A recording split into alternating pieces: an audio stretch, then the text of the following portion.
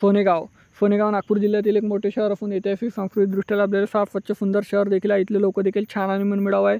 तर तुम्ही फोनेगावमधून असाल तर चॅनलला लाईक शेअर सबस्क्राईब सपोर्ट केल्याशिवाय जा नको करा। येणारा पार्ट 2 तुम्हाला लगेच मिळेल। प्रत्येक मित्रमंडळी नातेवाईकापर्यंत देखील जास्तीत जास्त व्हिडिओ शेअर करायला विसरू नका। आणि तुम्ही फोनेगावमधून कुठून हे देखील मला कमेंट सेक्शनमध्ये कळवा। चला तर व्हिडिओला सुरुवात करूया।